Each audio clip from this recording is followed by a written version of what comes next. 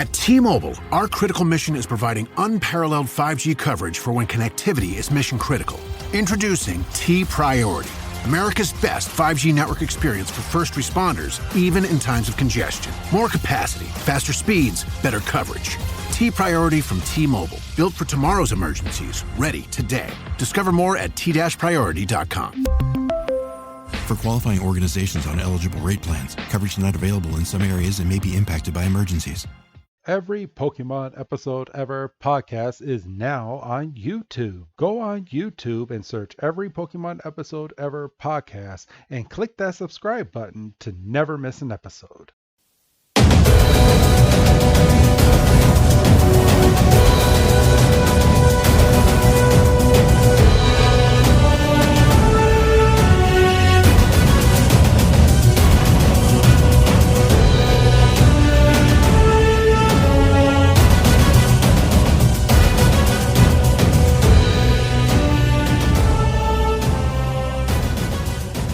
Welcome back, everybody, to another special episode of the Every Pokemon Episode Ever podcast. I am one of your hosts this week, Wrestling Chris G, and on the other line with me is my ride or die fly buddy. It's good old Dougie Fresh. Dougie, my man, how you doing? You ain't getting me up in one of those things. Getting you up in what? Oh, in one of those carriages? Heck no. Come on, it would be fun. The Pokemon's not going to drop you. I'll walk. Oh man, but I'm getting ahead of myself. But that sheep straight up jumped out of that thing. Yeah, yeah, it did. But that Pokemon, if you don't know, Doug, its name is Corviknight. There you go. Yeah. That Pokemon. They were lucky enough, they're generous enough to say his name at least one time. So I was like, okay. So, but yeah, we are back, bro. We are covering Pokemon Twilight Wings. Bro, we're the first podcast to do it. We're going to keep doing it too. As far as we know. Yeah, as far as we know. We're also the greatest Pokemon podcast out there. I ain't I'm not trying to get any on me. I mean, if you want to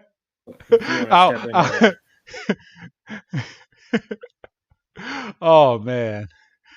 So let's see. I'll pause brother it. What does he say at the beginning of Impulsive every single time? He's like, "Thank you for clicking Impulsive, the number one podcast in the whole entire world." And he says that at the beginning of every Impulsive episode. So he maybe can say that when he's wearing, what is it? What's that card worth? 40. It's more than 40,000, but for some reason that stuck out in my head.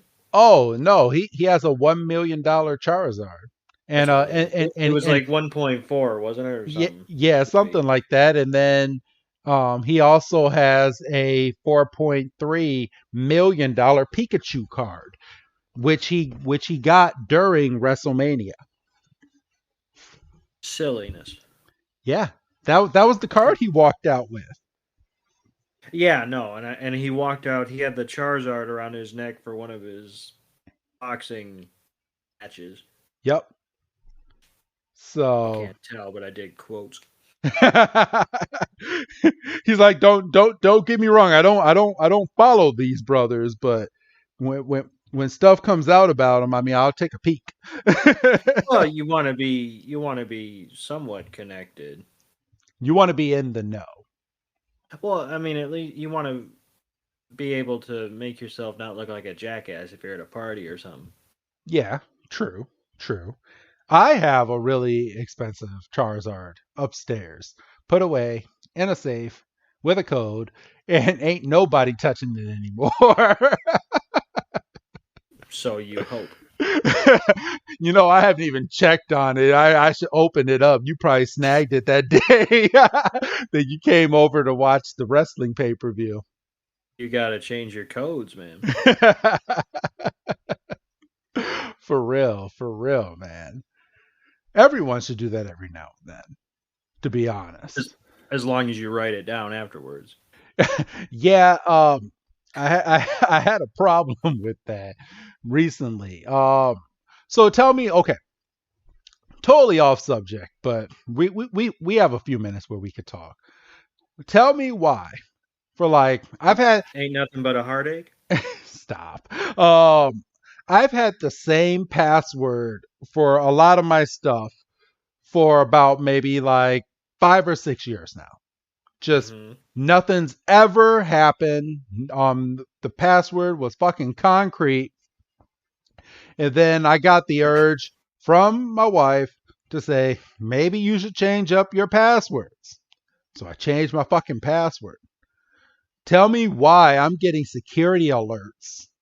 And I had to change my password 2 more times after changing my damn password about my damn security alert. I ain't have that shit happen ever in the 4 or 5 years that I had the regular password that I had. And I can't even go back to it. I tried to go back to it, and it's like, no, you can't use the password that you've had on this account before. So I was like, man, bullshit. Well, that's the give and take, right? Like, you were chilling with your password, and then, you get the urge to say, I should probably change that. I haven't changed it in forever. And then it starts setting off alarm bells out there. Like, he changed his password. What's wrong? He must have been hacked. For real. Like, sorry if you guys hear a little bit of rumbling. I'm putting a wave cap on as we speak because I forgot to do it before I started the show. So sorry for the rumblings, everybody. I'll probably cut that part out anyway. Jesus. Oh, was it bad? Did you hear all that rumbling? Well, no, it was all of a sudden you were like 20 feet back from the microphone. Oh shit. All right, but yeah, I call bullshit with that. So I don't like to change my passwords unless I absolutely have to. I recently had to change our Wi-Fi password out of the fucking blue. Why? I don't know. That's weird, bro. I wish I could tell you. I mean, the only reason I changed our Wi-Fi password in the home probably about 5 or 6 months ago was because everybody had we would have family parties, and tell me why I'm using my device and my device is the slowest because everybody else got onto the fucking Wi-Fi before me, and I live here. So I was like, this is some bullshit. So I'm gonna change my password, and everyone who has regular Xfinity Comcast can use the Xfinity hotspot from the home, but they ain't using my Wi-Fi no more unless you're a real close friend and you're in that small circle. Like I think I still got you on the Wi-Fi and also C Note as well, but I ain't giving nobody else our password. Wow, no, because I've been asked. Trust me, I'm like what password? We haven't changed it. Is something wrong? Really? Yeah, you can't be doing that. Then somebody gets slick and it must be a bug in your system. Here, let me fix it, and then you don't know what they changed it to. Oh man. I am looking rough, bro. I need a haircut. Oh my god. I'm this OBS now. Like it's freaking it's nice and all, but I don't know what button I hit in this settings, but the camera's on now. And it's every single time I record now, the camera's on. So I'm like staring at my face on one of the laptops. And bro, I'm telling you, I'm glad I ain't going out in public, at least right now without a hat. Like shit. You gotta get that. You gotta get that figured out for next week. Oh no, I'm gonna be clean cut and everything. I'm gonna be good. I'm gonna be good by this weekend. I'll be looking haggard, I know. going into church and shit. And I can't wear a baseball hat in church, so. No, no, no, no, no. They frown upon that. So, so are you ready, bro? We're getting ready to jump on into this podcast, and so to give a little bit of a background, everybody, everyone that clicked on this podcast to listen to this episode, Pokemon Twilight Wings is they brought out this like mini anime series. It's an 8-part series with each episode being about 6 to 7 minutes long. But it takes place during the time of Sword and Shield. So you have all the characters from the video game on this anime.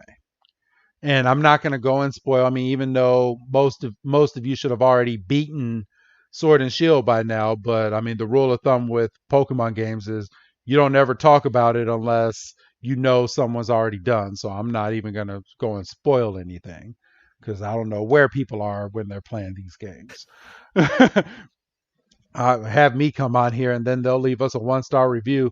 Man, I was in the middle of this game and you just ruined the ending. Yeah, but you clicked on the episode. You knew what you were getting. That is so true. So, all right. But yeah, background. This takes place during Sword and Shield. We're going to make mention of a couple of the characters that are inside of Sword and Shield that's going to be in this anime. Some of the Pokemon that are in the anime as well.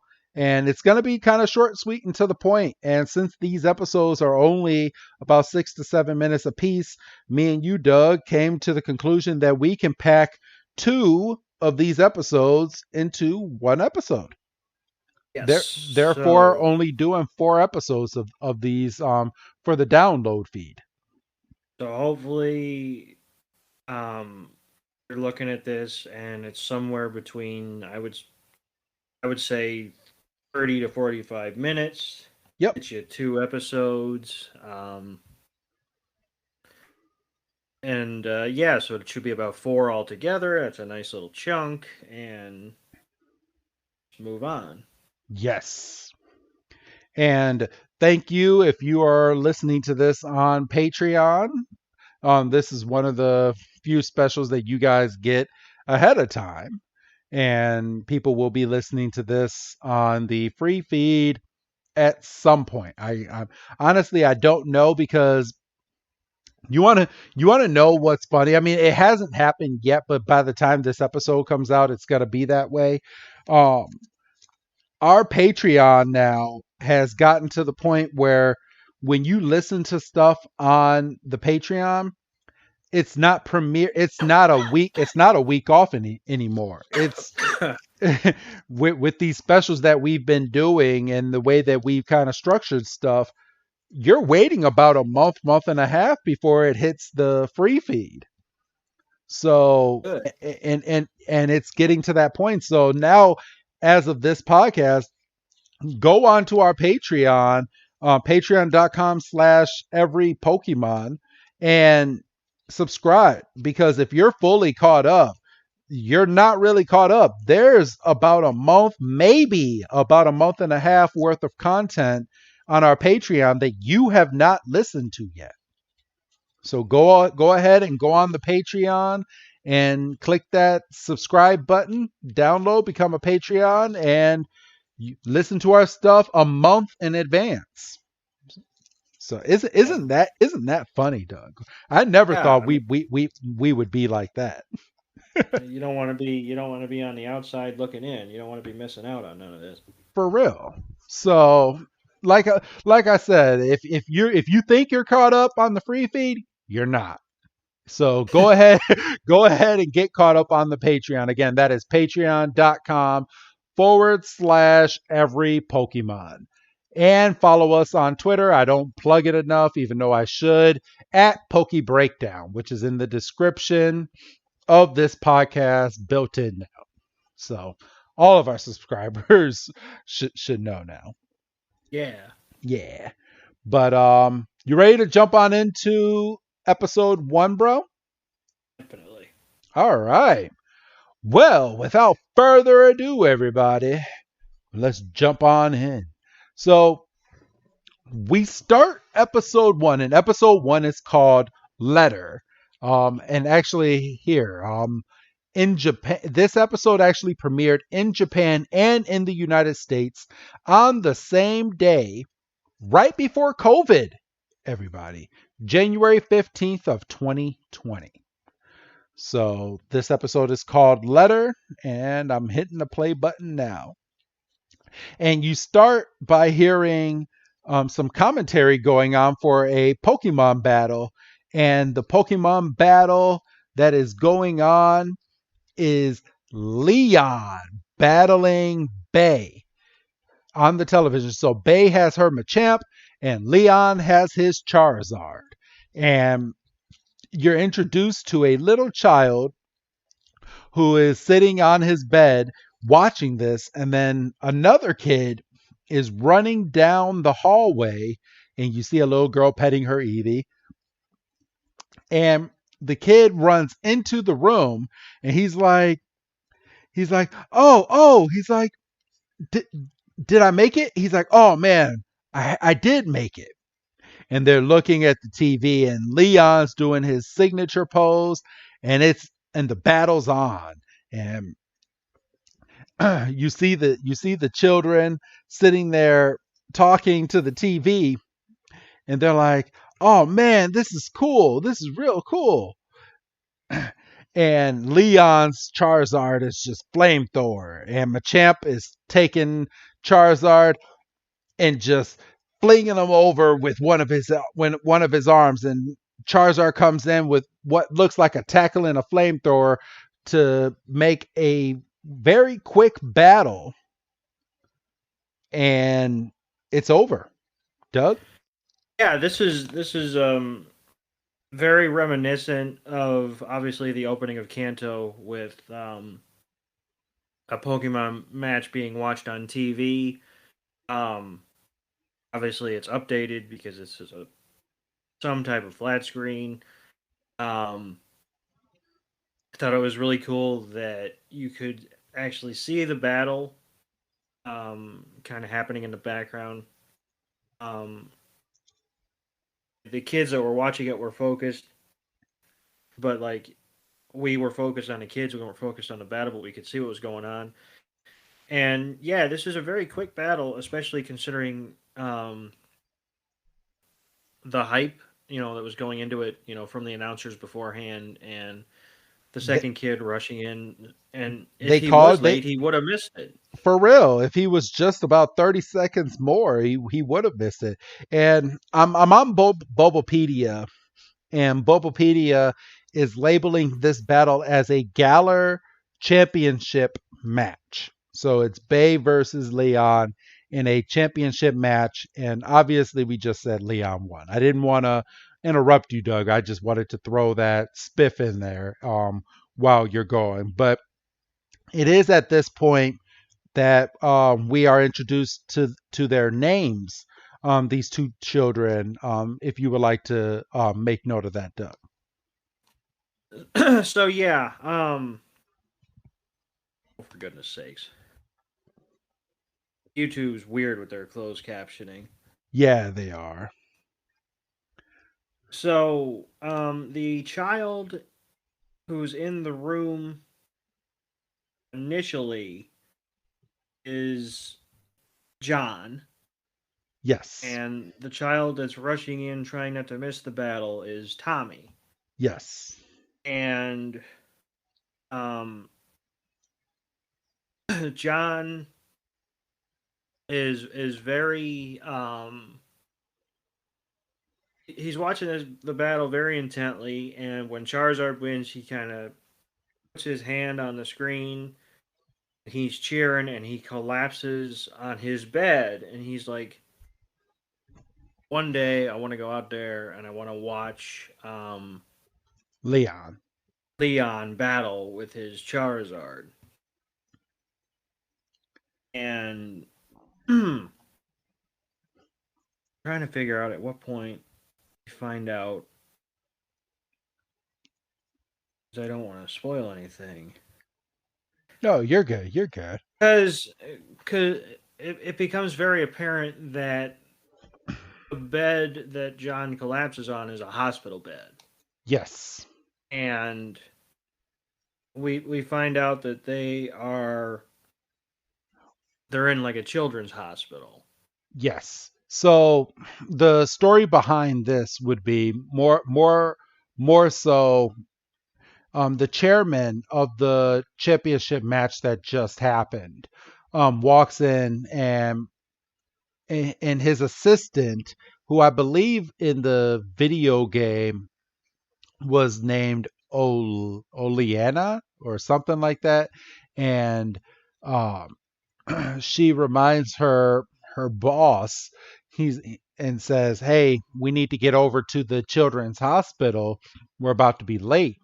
And he's like, "Okay." He's like, "I have a flying taxi with a Corviknight that basically takes a carriage.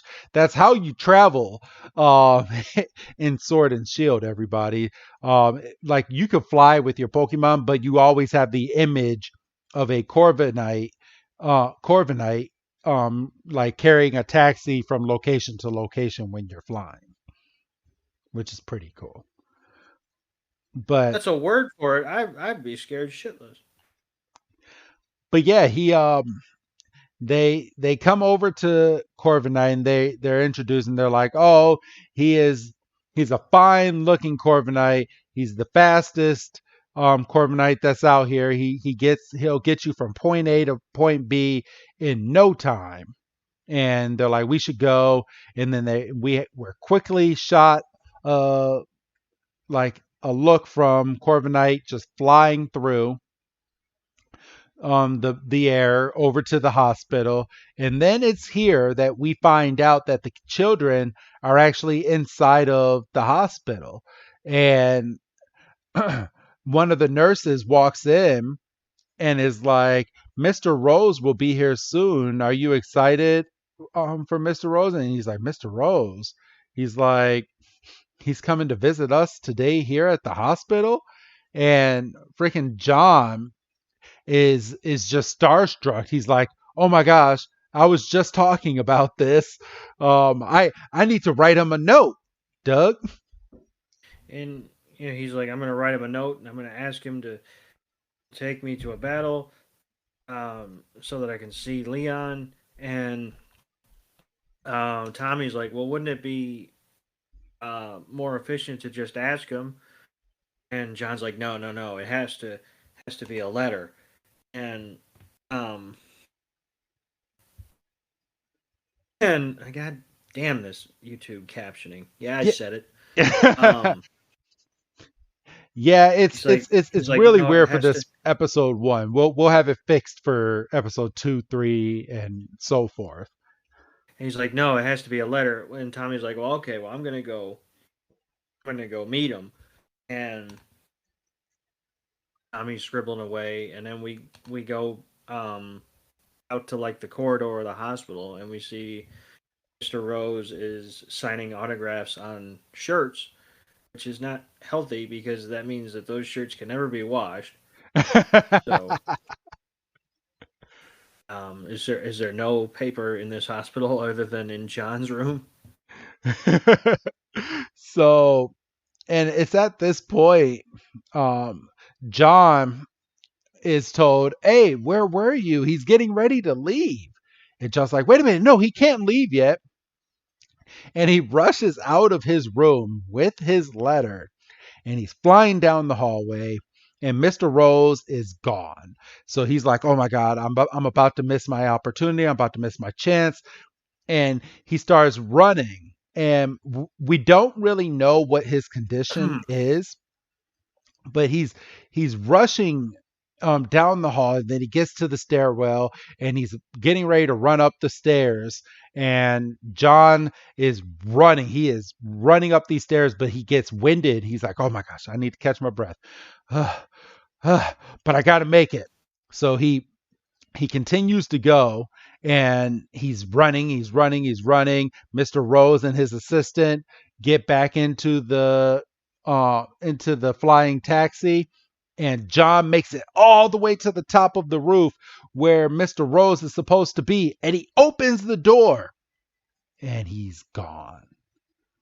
Man, this actually tugged at my heartstrings a little bit, bro. Like when I was originally watching this, I was like, no, he didn't just miss him. No. But and you can see that, you know, John's just standing there, and it's like he got punched square in the gut, and he's like, damn. And he's like, well, shit. And you see Mr. Rose is driving away in the taxi, or driving away. He's flying away in the taxi, and there's a little bit of turbulence. And Rose is kind of snapped back to reality, and he looks back. And I guess good thing he looks back, because he sees John standing there, and he's like, we might have to go back. Need to check this out. So they turn the taxi around, and it proceeds to land right in front of John. And he is starstruck. He's like, oh my God. And Mr. Rose gets out of the taxi. He's like, I didn't see you earlier. And John literally faints. And when he faints, Corviknight flies off of the taxi and rushes over like a quick attack and catches him. And John's like, oh, thank you. I'm all right. And the guy that owns the flying taxi, he is looking over. He's like, no way. Like, this kid almost got hurt. And Mr. Rose, he's like, say, do you like Pokemon? And John's like, yeah. He's like, it would seem like you that they like you too. And you know what they say about Pokemon that like you. That means you'll be a very good trainer one day. And John is looking around, and he's looking around, and he looks at the ground, and he notices that his letter had fallen out of his hand when he was fainting. And Corviknight flies back over to the flying taxi, and in that a gust of wind flies underneath the letter that's on the ground and flies right in front of Mr. Rose's feet. And Rose bends down and picks up the letter, and John's like, I wrote you that letter. And then he kind of stammers. He's like, please read it. And Rose looks at it and puts it in his suit pocket. And he goes to get back in the taxi, and this is when Tommy comes up, and he's like, Did you meet him? Did you give him his letter? Did you give him your letter? And John's like, well, he can't talk. He's starstruck. Yeah. And I may have spoken way too soon, but it is at this point that Mr. Rose is like, you know what they say about Pokemon that like you. You'll become a very good trainer one day. And this gives John hope. John starts to smile, and it's from here that Mr. Rose takes off. And then we get some music playing in the background to end the episode, and you get some interesting characters that's from the actual Sword and Shield game. So let's start Oh, going. bro, you didn't say what was on the envelope. Oh, my bad, my bad. What was on the envelope, Doug? It's a drawing of Leon and his Charizard, and the um the assistant says, "Oh, that's a pretty how she put it? Pretty good likeness, isn't it?" And you can see that something in Mr. Rose has been his interest has been piqued. That's not quite right, but it gets there. Yes. And then from here, this is when the music video basically starts up to kind of capitalize. You have Bay that had her Machop inside of that Pokemon battle with Leon. She's getting ready to battle this wild Rhydon, and then you have Milo working on his farm. You have Alistair staring up at a full moon. You have Nessa, and she is admiring the ocean from the outskirts. You have Hop playing around with his Wooloo. Wooloo, yeah. Yeah, Wooloo, and and Leon is busy contemplating his next challenge, and that is literally the first episode. That's it. It's it's great. I mean, it's Short, like I sweet, and to said, the point. they don't have time to mess around with a 30-second intro. They don't have any time for a narrator. They basically just throw you in, and they can accomplish a lot in 6.5 minutes. And they did. Oh boy, did they. But Boy, yeah. did But yeah, that was episode 1. How did you like this episode, Doug? So I mean, I know outside, and we got to give it a 5 on a scale of 5-star ratings, but we can't compare it to the actual Pokemon episodes because it is different. So on a different well, scale, I'm not gonna rate individual parts. I'm gonna rate this as a whole when we're done. oh, I okay. think. I mean, I might rate like the grand total of 2 parts because Okay. we are releasing as 4 episodes. So ask me again when we're done with part 2, and I might be able to give you a better answer. All right, but other than all of this, bro, are you ready to jump on into our next episode? Definitely. All right. So this is Pokemon Twilight Wings episode 2, and it is titled Training, everybody. And we are going off of the English subtitles on YouTube. You can find these episodes on both YouTube and on Pokemon.com under their Watch Pokemon section, the Pokemon TV section. It's under specials. Yes. So, and you can watch all of these with us, or you can listen to us depict it and break it all down for you. But this episode premiered February 18th of 2020, and it premiered in both Japan and in English on the same day. So a month later, that is really weird.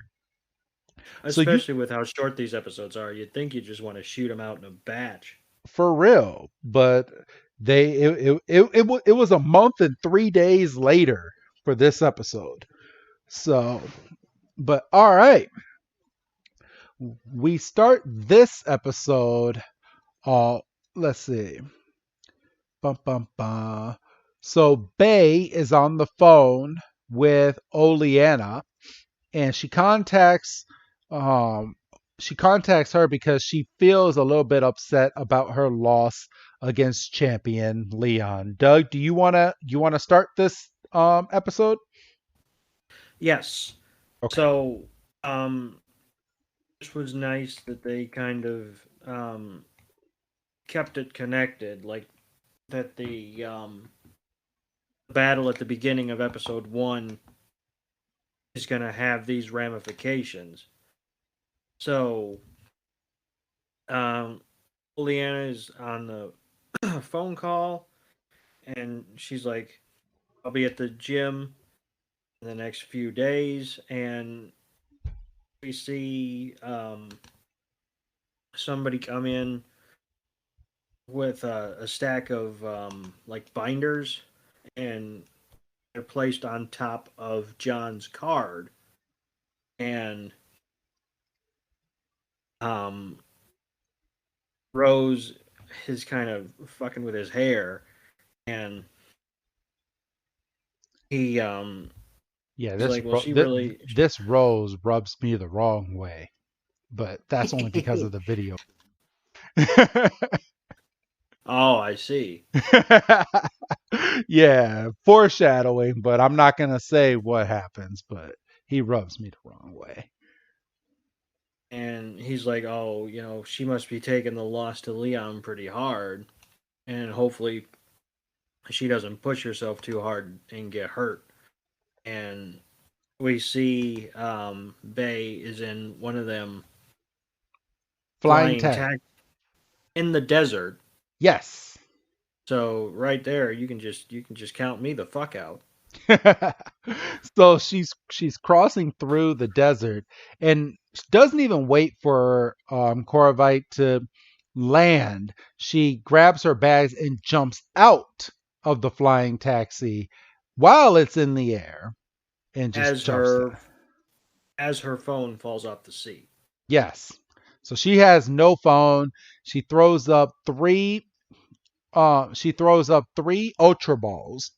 Ultra balls. I did think those were ultra balls. So she had to use a goddamn ultra ball for a Machoke. And yep, for a Machop. For a Machop, Oh, Machoke, and Machamp. I mean, at least Machoke is evolved. But But goddamn. yeah, I know. But I did like that though. She's carrying around all 3 stages of the same Pokemon. I thought that was pretty cool. yeah, it should motivate them to all evolve into the last one. Yeah. Even though that would kind of be boring, wouldn't it? You'd just be walking around with 3 Machokes. Yeah. Well, 3 Or Machamp. Machamps, rather. Yeah. Yeah. Yeah. But she goes and she throws them out, and the guy that's flying the taxi, he's like, "Hey, miss, are you sure you want to get out in the middle of the desert right now?" And she just runs. And then it's like it's a flip of script because she runs all the way through the desert, and she's over into a wild area, and her attention gravitates right over to a wild Rhydon. So remember at the end of episode 1 where there was a Rhydon and she was facing it. But she also looks back, and then she gravitates towards the wild Rhydon, reminding her of Leon, which she and her Pokemon took charge of inside of that Pokemon battle. Doug? And she kind of got her clock cleaned after having looking like having the advantage for at least a second. And so we see Bay and her Pokemon doing like yoga, and then doing one arm push-ups, and then just going for a run and then a swim. And then it looks like they're like in the process of finding shelter for the evening, and she's still out there doing her poses and her kicking, and it looks like Machoke is unpacking, and it looks like Machamp is, or Machoke, god damn it, Machoke is kind of resting, and choke. God damn it. Chop goes to hand her like a power bar, and she's like, I gotta keep going. And she takes off. And And then she's like train battling with her Machamp, which I think is a dumb. This part was just dumb to me. pretty much. She's so instead of battling her Machamp with another Pokemon, she's battling it with herself, and Machamp is just going in and just he full blown just punches the mess out of Bay, and Bay just falls straight to the ground, and Machamp is like, oh my gosh, I hit my trainer, and he runs over to her, and then they're all inside of a cave, and she's bandaging her arm up where it looks like she had hurt herself while she was training. And not only does she have just she has a herd. It looks like she has two Machokes, one Machop, and one Machamp inside of this cave around this fire pit. And she gets up, and out of nowhere she's like, all right, I'm ready, I'm all bandaged up, let's fight. And she's like, she's like, well, what's wrong? Come on, hurry, let's fight. And Machamp is like, I'm not gonna fight you. You're hurt, because she's showing clear signs of being hurt. Doug. Yeah, she's got what I like to call Ash Ketchum syndrome, where she's too stupid to know her own good. And then while she was bandaging herself up, Chop kind of looked behind him because the cave was kind of letting in some of the storm. He's like, I don't know. And then after Machamp refuses to fight again, the the block in the door of the cave completely gives way and plunges the entire thing into darkness. And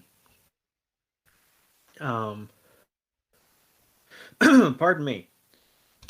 We then fade back in, and Bay is pushing against the wall, but it's no effect because it's a goddamn stone blockade. Yes. And she's like, "Oh, there's no choice. I'll have to call for some help." And then this is when she realizes we realized as she was hopping off the copter. Her phone fell off the seat in the turbulence. Yes. She's like, motherfucker. So she has no way to ask for help or anything. So it's at this point that she starts walking out of the cave for what it seems like. She's badly hurt. She's panting. She's in a bad place right now, Doug. Yes. And she's walking through this cave. Like I said, she's all bandaged up. She has one little tiny flashlight, and she's panting and she's panting and she's panting, and she must have been kind of dazed because she missed her step and fell in the cave. So she slid down a little spot inside of the cave and completely tumbled over, and the flashlight falls in front of her, but it's shining back at her, and then it turns off. Maybe it's broken, maybe it's not. And Bay is just on the ground. She's just panting and panting, and all of a sudden she starts to see a green light, and she uncovers her eyes, and she's in a part of the cave, and she's surrounded by crystals, and these crystals are lighting up the entire cave without her having to use her flashlight. Doug, if you want to take it from here. And she's kind of having an epiphany. She's like, I wonder if this is how I looked to them back there. I was such a bad trainer, and she's like, I'm sorry. And they could have done more with this, because like she has that moment where she's by herself, and then we flash, and she's back with um, Machoke, Machamp, and Machop, and she's apologizing. She's like, "I've been a terrible trainer," um,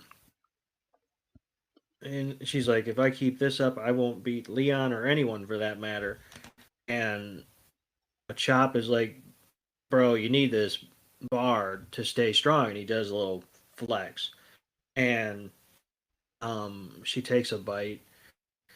She's like, "Hmm," and then she realizes That she sees she's light. she sees light, and she's like, "Oh," and she takes off, and there's a little ray of light coming through an end of the cave, and she's pulling, and debris is falling around her, and then Machoke has to grab her. God bless it. Machamp. Machamp has to grab her. He's like, "Bitch, do you have a death wish?" Um, She's literally trying to like hurt herself. Like I do give her. She's very self sufficient. She's very stubborn. She's like Ash. to her own detriment, like Ash, yes. Yes. But the combined energy of the three Pokemon, they're able to get out of the cave, and they're in a field, and there's a lovely waterfall, and um, she's looking up, and she sees another taxi, and Yeah, he's back to pick her up.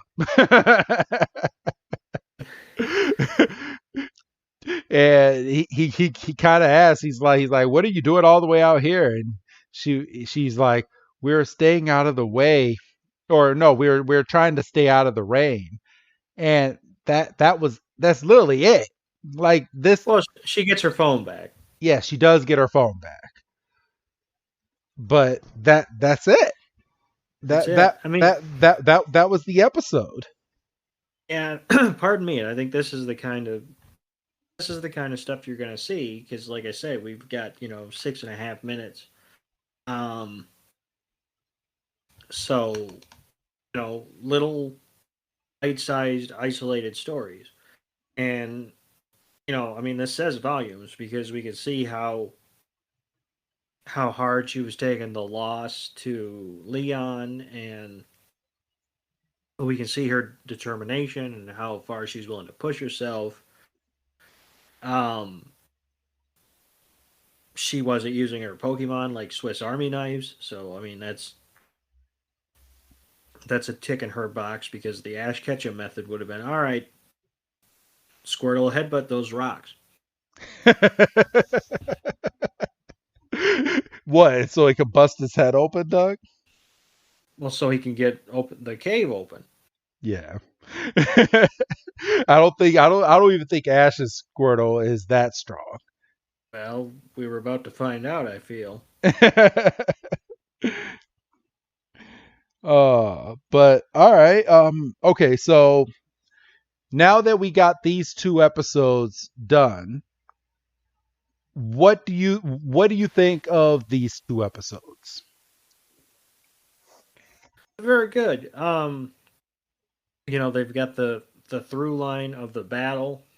Um, we can see that John is just like a mega fan of Leon, and he almost missed missing or seeing Mr. Rose and giving him the letter. We can see that the letter had some effect on Rose because he still had it on his desk at the Yes. beginning of episode 2. But he hasn't given it to Um, Leon yet. he has not, No. but we also have not seen Leon. No. Um, Outside of Bay imagining the Rhydon was Leon at the beginning of this episode. yes. Um, we did see Leon briefly at the end of the credits for the first episode. Um, and yeah, the through line of the battle, we can see how Bay was affected. You can kind of tell that Bay's someone you're going to want to root for. So, yeah, all in all, a very solid 2 episodes. Yes, very solid. And then from there, we're going to take another twist when we get to the third episode. But like I said, everybody, all these episodes are going to end up combining back into one big thing. These are just little pieces of the puzzle that makes up one big 8-part episode mini series for Pokemon. Yes. So, but all right. With that being said, I'm not going to break tradition. I do have a Pokemon pack that I can go ahead and open up on this episode, bro. Nice. I do have a Sword and Shield Fusion Strike Pokemon pack. So let's go ahead. Oh, you would give me a little bit of trouble. There you go. Hey, talk shit. I know. It is a white border, so it looks like this might end up being a dud pack. I'm going to do my shuffle. Doug, and I'm going to give you a hint. Don't pick one of the energies that you would normally pick. Go outside of your box on something that you don't normally guess for this one. Psychic. Fighting. I was thinking fighting, but I was like, I don't know if fighting is an energy at this. That would make sense, obviously, with the second episode. So, Son of I know it's all good. It's all good. You got one more try. So I got a quick ball trainer card, Sharpedo, a Heliolisk, a Phantom, a Snorlax, a Snum, a Dreepy, a Makuhita. My reverse holo is a Cooperadra. And yeah, it is a dud. I have a Palostand rare card, non-holo. So yes, those are my cards.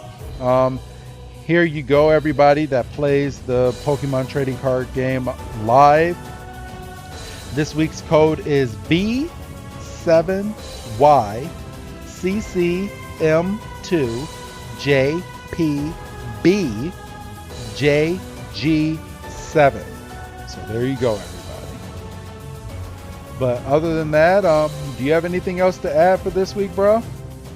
I don't. I'm just looking forward to keeping this train rolling and seeing where this little bite-sized pieces add up to. All right. Well, then go ahead and say goodbye, Doug. Goodbye, Doug. And this is Wrestling Chris G telling all of you, I will see you on the next episode, everybody, because we're not done. We got 3 more Twilight Wings to go. Have a good night.